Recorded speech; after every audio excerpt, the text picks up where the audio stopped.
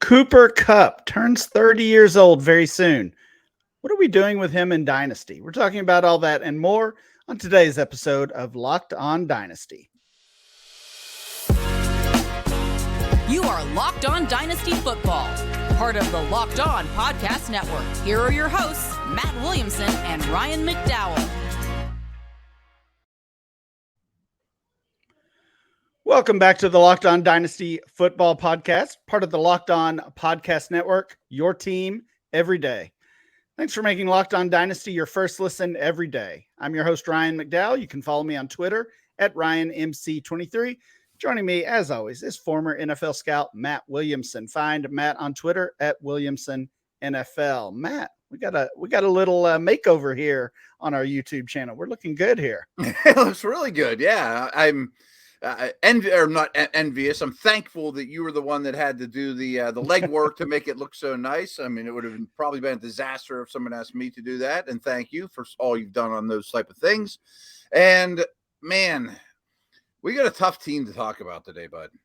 We are talking, we're talking Cooper Kupp and the LA Rams. Let's get right into it because, you mentioned you're struggling. I don't know. I kind of enjoyed this one, actually. Okay. It's certainly an interesting team when you look at their assets and you think back to that Super Bowl a couple years ago, and it feels so different from that team, although there are a few obvious holdovers. So let's get into listing the players here. We're using May DLF Dynasty ADP. So you can check that out at dynastyleaguefootball.com. That's kind of our reference point here when looking at each of these players. And the name I mentioned at the top is at the top of the Rams list. The most valuable member of that team, Cooper Kupp, is the wide receiver 28. Cam Akers at running back 23. And Matt, it really falls off after that because the third most valuable member of the Rams, and this is one quarterback Dynasty ADP, by the way. Zach Evans, third most valuable member of the Rams. He's the running back 52.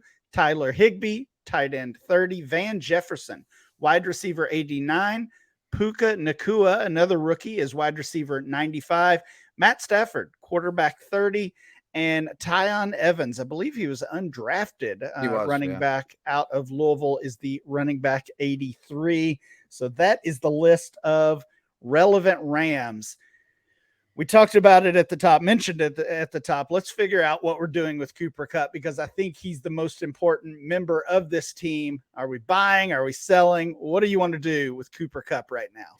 Real quick, here's my take on this team, and this is why they're especially hard for me. But with the exception of the fabulous Aaron Donald, their defensive depth chart is pitiful. I mean, it really is. I mean, it is unbelievably bad. I mean, they're names I haven't heard of all over the place. Second-year guys, mid-round picks, rookies, no name value whatsoever.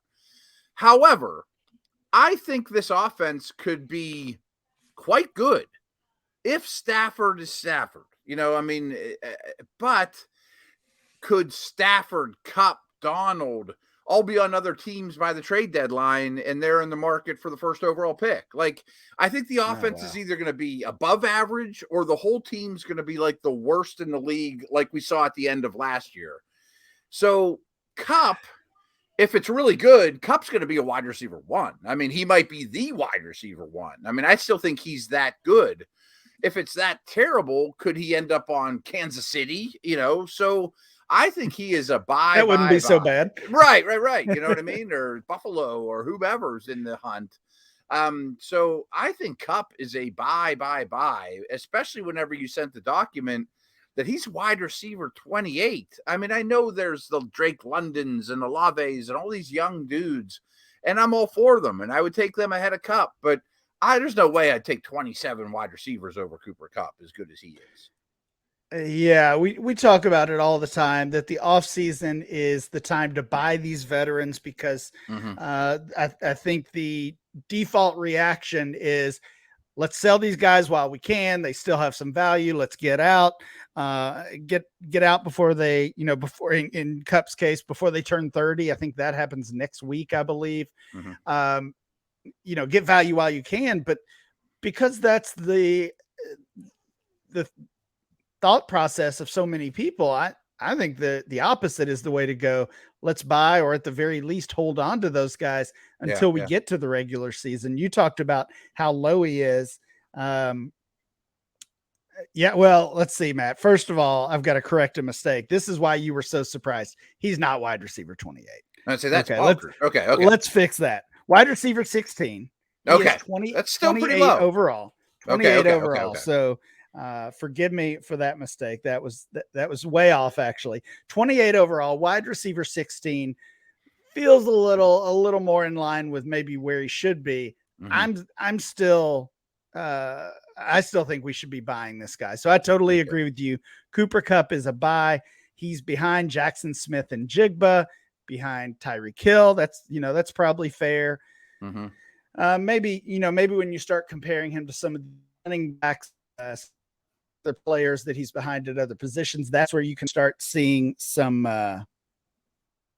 players that you would really disagree with. But I mean, the production just does not lie here. The past 3 years or so is just unreal. He's been actually, let's just focus on the past 2 years. He's been a wide receiver 1 at 81% of his games. 81% of his games that he's on the field, he's a wide receiver 1, a top 12 fantasy wide receiver. And that actually holds that game last season. I believe it was week 10 when he got hurt, holds against him. Oh, okay. So, the percentage even goes up when you take those out. So the past 2 seasons, he has had 5 games where he wasn't a top 12 fantasy wide receiver. Not yet 30, as we've mentioned a couple times. I think he's thrown in that category as an old wide receiver. I don't think, he came into the league as an older prospect. Right. I think he's a screaming buy, maybe the number 1 buy in Dynasty right now. Check out the trade finder over at DLF as well. And there's some interesting deals. Cooper Kupp for Nick Chubb, 1 for 1. I want Cooper Kupp there. Yeah, me too. Cooper Kupp for Brandon Ayuk and a late second rounder. Well, we'll talk Niners tomorrow, so I'm going to bite my tongue on that one for a minute. Okay, that's fair. I get it. Yeah. Multiple trades of Cooper Kupp for a first round pick. Some of those this year, some next year. Of course, the deals for future first. You can always argue if that looks like it's the 101 and it's it depends on the makeup of your team too. Yeah, if it's Marvin Harrison, if it's Caleb Williams in a super flex, that changes things. Cooper Kupp for the 1.03, and this is a single quarterback league, 1.03 in Hollywood Brown.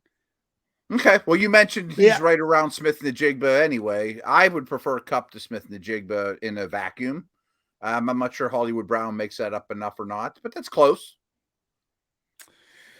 Those are the types of deals we're seeing. I'm not seeing anything, where I'm really blown away by his trade value. This may be another player where his dynasty trade value in those established leagues is actually even lower than his current startup ADP of wide receiver 16 and 28 overall. I believe if him and Stafford play the majority of a year together, he will be a wide receiver 1. If Kupp and McVay play a year together, which is likely, he'll probably be close to a wide receiver 1 as long as his quarterback play isn't just the worst in the league. If he plays half the year with those guys and the other half with a contender, he's going to be a wide receiver 1. He's just so good.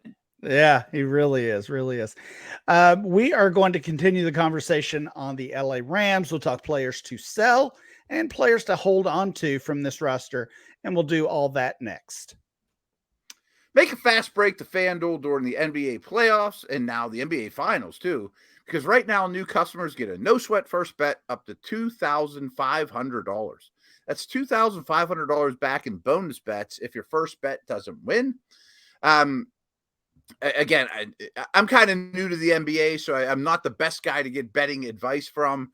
But boy, I've been enjoying it to no end. I've been putting some side bets down here on FanDuel just to make it a little more fun. But I just respect the NBA to know no end, and making using FanDuel to incorporate that helps even more, to be very honest with you. But there's no better place to bet all the playoff action than America's #1 sports book. But here's what you do. Visit FanDuel.com/locked-on.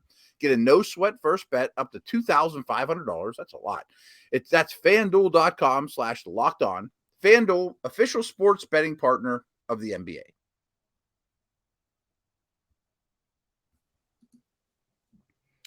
Matt, let's continue talking LA Rams here. We're going to talk about some players to sell. Before we move on to that, did you have anybody else that you would be aggressively buying or interested in buying from this roster? We talked a lot about Cooper Kupp. Anybody else from that roster that jumps out to you as a possible buy? A little bit. For their cost, which is dirt cheap, Van Jefferson and Puka Nacua, to me, are both very interesting guys. I mean, obviously one's a rookie, but overall there's youth on their side.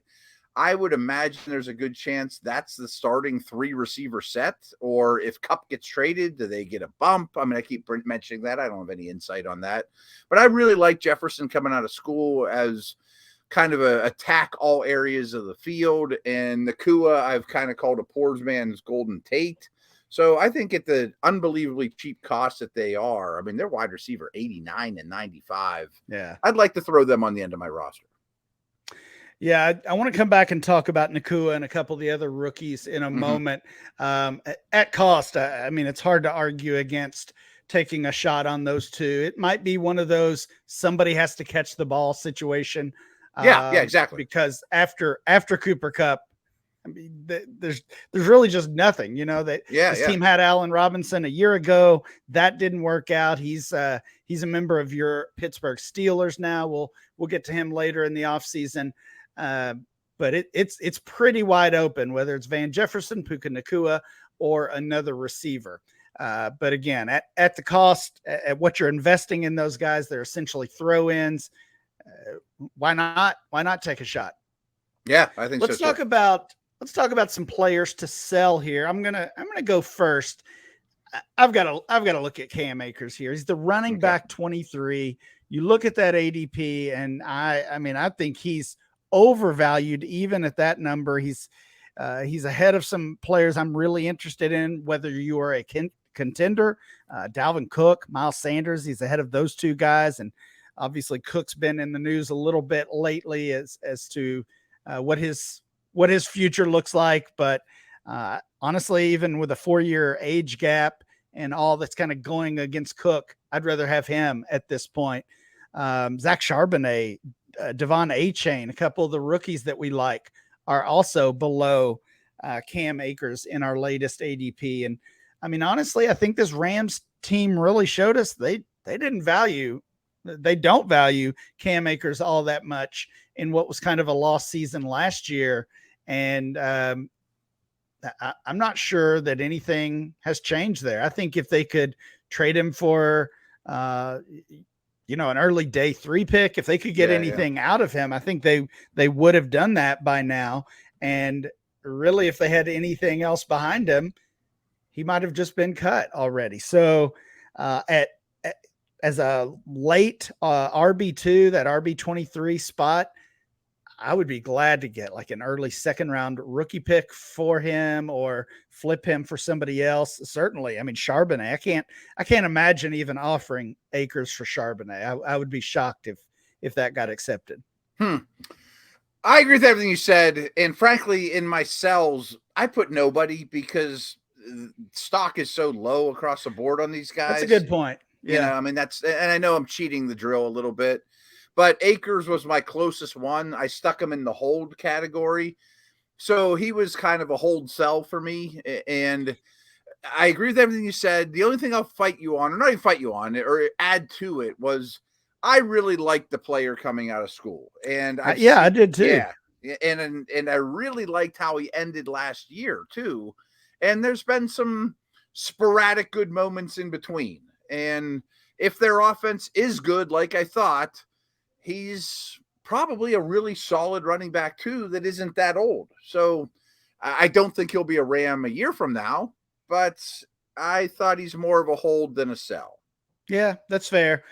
Checking out the trade finder to kind of tip the scales here. He is actually going for more than I expected. So, I mean, that really Maybe makes is a sell, yeah. that makes him even more of a sell for me. Cam Akers for the 111 and Chase Claypool. Cam Akers for the 112, the 24 and Jawan Johnson. Cam Akers for the 2.04 and Greg Dulcich. Cam Akers for the 1.08 and a third rounder. Cam Akers for Christian Kirk and a future second. I'm making every single one of those. So you're taking all of those deals. Yeah. I mean, frankly, that price is pretty much Akers for Charbonnet. You know what I mean? Yeah. And pretty close. Yeah. And as I said, I would prefer Charbonnet over Akers easily, honestly. So really like him actually as a player to sell. That does make me think that these two Evans rookie running backs, Zach Evans, of course, the more well-known RB 52, and then Tyon Evans, a speedster at running back 83. Maybe those are guys we want to take a shot on, whether it's late in a rookie draft or, in Tyon Evans' case, he's probably still, if you've already had your rookie draft, he's probably hanging around on the waiver wire. Maybe those are guys to gamble on as pretty low cost investments as we wait and see what happens with Akers. Tyon, I'll be honest, I should do more homework on him. He was undrafted. I knew he was coming in the draft, but he is a Matt Waldman favorite, and that will always be a big check in the good box for me with him. Sure. Zach Evans ends up on my team left and right in rookie drafts. I mean, I think he's going a little too late. He was a 5-star recruit, and you see some of those flashes. We mentioned Akers. If that's the only thing in your way to being the top guy on your team, I keep picking him up in rookie drafts. I don't know if that makes him a buy, sell, or hold. Sometimes rookies are hard for me to categorize that way because I'm acquiring them as we speak, basically. But I like Zach Evans, and I want him on my team, and been taking him mid to late second round in rookie drafts. Yeah, I wanted to check Zach Evans' latest ADP. Going to pull that up now. It looks like he is. Let's see here. As you do, go ahead. Oh, I was just going to say mid to late second is where you said you're taking him. That's maybe a little early. ADP is 28 overall, RB10.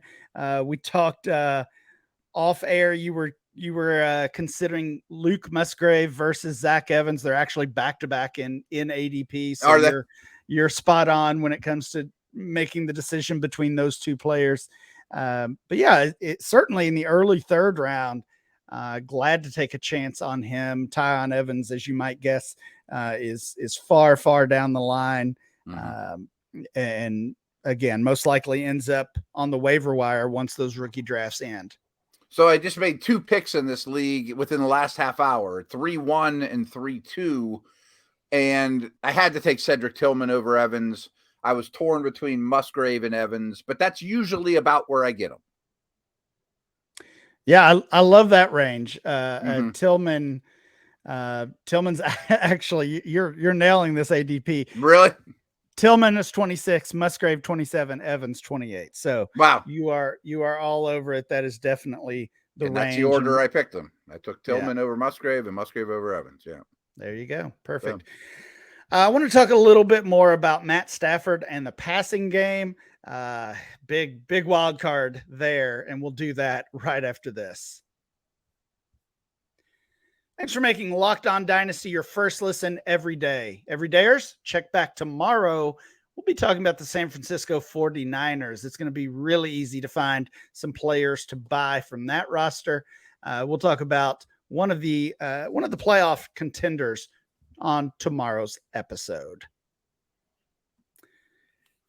Matt, I listed Matt Stafford as the player I want to hold on to in our single quarterback ADP. He's quarterback 30. He's in that same range in Superflex ADP, although obviously his overall rank is much higher. There's been the concern, and really it hasn't necessarily gone away, that Matt Stafford could just retire and walk away from the game. an elbow injury that reportedly limited him much of last season. And that's maybe an explanation for why that offense, why his play overall took such a hit from the previous season. Are we giving up on Stafford too soon here? I don't know. People know about his wife's unfortunate medical situation, and she's publicly said, hey, I wouldn't mind Matthew hanging it up. And one name we didn't mention that in Superflex I grabbed in the 4th round was Stetson Bennett, just because, I don't even think Stetson Bennett's all that good, but I would think if it's tank time, Bennett's going to get in there, or if Stafford is injured or is disinterested or has moved on with his life's work, Bennett seems like somebody worth grabbing in Superflex as a late round pick. And you know me, I always think Steelers, but this sure feels like Ben's elbow injury. And boy, he was never close to the same after that. You know what I mean? And I hope I'm wrong. Yeah, I hope so too. Stafford's been fun to watch. He's certainly been a fantasy asset, not only himself, but in helping his receivers and the rest of his offense produce. So, I mean, that's just kind of a wait and see situation when it comes to that injury, especially one that is potentially career ending. You make a good point on Stetson Bennett. I'm with you. Not a player in general I would be chasing, but there's a chance he's the quarterback too on this team, as early as week 1. It's Brett Rippon is essentially his competition. And we've kind of seen what Brett Rippon is, and it's nothing special. Why not play Bennett if you're in that mode, Right.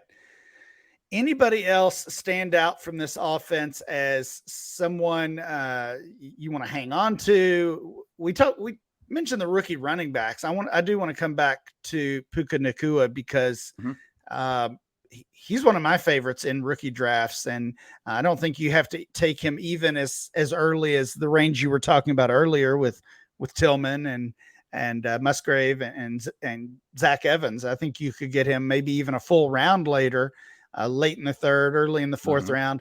I love the opportunity. I really like the player. One of these guys who battled a lot of injuries in college. I think if that wasn't the case, maybe he would have been drafted even earlier. Honestly, I'd rather have Nacua than Van Jefferson, even up. So would you? And the ADP I'd certainly rather have him than Tutu Atwell.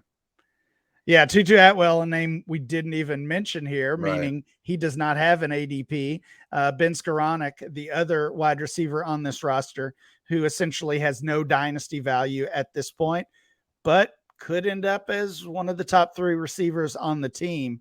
That depth chart, as we said, pretty ugly. Yeah. Cooper Kupp, Van Jefferson, Skoranek, Tutu Atwell, and Puka Nacua are the names to know there. You don't need to do much to stand out, though. You know what I mean? Right. Yeah. I think that could be Nacua. I like him quite a bit in this situation. I think McVay likes Skoranek, but so what? If you're in rebuild mode, play the young guys. So I think there's more opportunity amongst these receivers. That's why I mentioned Nacua and Jefferson earlier than on most teams. And I end up with Nacua in a lot of my rookie drafts. Yeah. Really good stuff there on a team that unfortunately is not really good. No. But Matt, you like their offense. We'll see if Matt Stafford can stay healthy, if Cooper Kupp can stay healthy as well. And if so, both of those guys are on the field, Kupp is going to catch 1 million passes this year because there's nobody else on the team. I got one crazy thing to throw at you here. And by no means do I own him anywhere. But in the Jalen Ramsey trade, they must have said, we like Hunter Long. And I kind of liked Hunter Long coming out of school. Tyler Higbee, to me, is no obstacle whatsoever. Tight end premium league, are you making him your last guy? You know what I mean? Yeah, that's fair. Higbee, Bryson Hopkins, still on that roster as well. We've seen a little bit of him. And then Hunter Long, they also draft Davis Allen on day 3 this year. So they've got a lot of tight ends. But I think you're right. I think it's, anytime a player gets traded, I think it's noteworthy, and especially a bigger trade like that for Jalen Ramsey. They get back some picks, and and long as well. It's something to take note of. And you're right. In a tight end premium league, especially if you're starting 2 tight ends, I think it's worth keeping that in the back of your mind. Yeah, there must have been something they saw in him to make that the name that they threw into the mix. And it also implies to me, after drafting one, that we'll probably see more double tight end sets to help that offensive line. Well, to help the offensive line, and just not that many options at receiver either. Right, so right. Seeing 2 tight ends on the field at the same time could certainly be an option very often for the Rams. That's going to do it for today's show. Please make sure you download and subscribe or follow for free on YouTube or wherever you get your podcast. Remember to follow the show at Locked On Dynasty. Follow Matt at Williamson NFL. I'm Ryan, MC23. We'll be back next time with more Locked On Dynasty.